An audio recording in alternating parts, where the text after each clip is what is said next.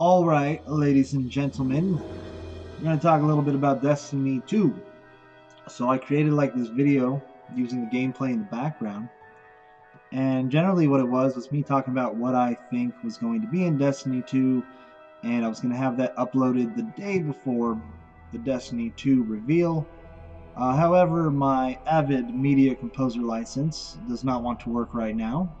I have an older license, so I'm not paying for a support plan to get my upgrades.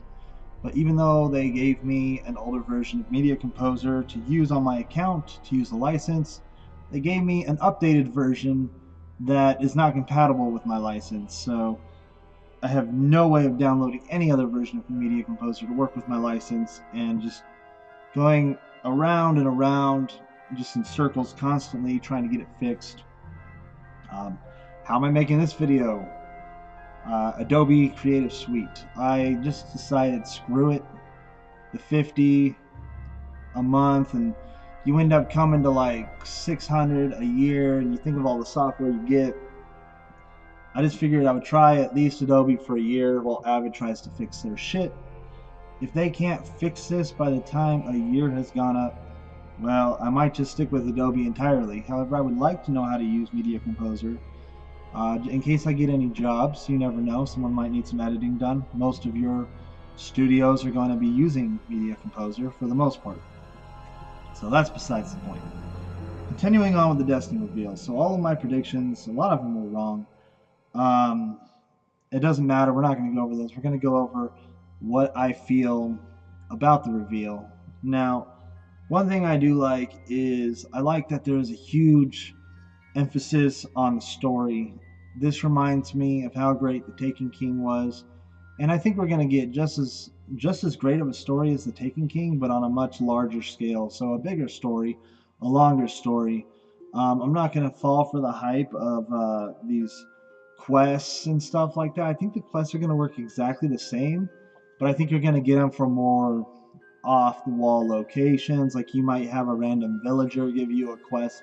You might just see some random ass person hiding behind an airplane in a wreck yard, and he might give you a quest. I think it's going to be spread out more like your average MMO online game. But I think it's going to be the same game either way. I don't think it's going to be too much crazy different. And I think the only place we're really going to get cinematics is in the main story. I think anyone who's expecting more than a 4-hour story, at the most 6, is going to be disappointed. I don't think this game is going to offer more than 6 hours of cinematic story, but I do think it's going to be bigger than The Taken King. The Taken King was very good, even for how short it was. After the shit we got with Destiny, when The Taken King came out, I felt like it should have been a free DLC because we were owed that story, and it was a good story. I would have paid 60 for it and still been happy. But I'm glad they did that. Overall, I think that's what we're getting with the Destiny 2 story, is something like that, but to a larger extent. The 3 new classes look great, but now let's talk about the 3 new classes. Let's talk about the gameplay we've seen, actually. I am very positive I see light all over the freaking place. Light for characters, level 20 caps. I'm seeing all of this. In my original prediction video, I said I think they're going to completely do without light, bring back a traditional leveling system, maybe like 40 or 50 levels, 60 levels at max, with the cap on DLCs being raised. And then I figured somewhere along DLC they would bring back the light system. But I'm seeing here in videos that I'm very familiar with the HUDs in Destiny 1, very familiar with all that stuff, and I'm seeing light in the menus, I'm seeing light everywhere. I was expecting them to do a completely new system that was not based around light. So that was kind of a disappointment for me, because I'm seeing a lot of things in these videos where it's like a brand new game. I see people say, oh, the graphics look the same. I disagree. I think the graphics look the same on the foreground, but when you look at the background, I think there's a lot more stuff going on, and I think some of that makes it to the main area of your character.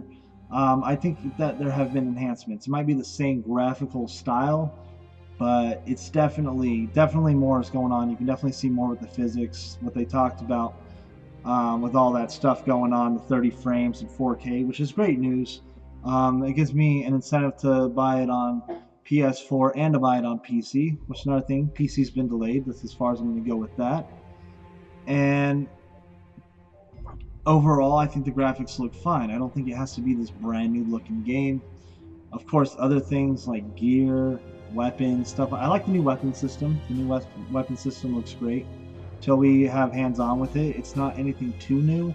It's just more flexible. Kind of like when Call of Duty said, here's the pick 10. Like, it wasn't like it was a new idea. It was just a more flexible option that lets you play the way you wanted to play. But other than that, that's all of my opinions on the reveal. I hope you enjoyed the gameplay in the background.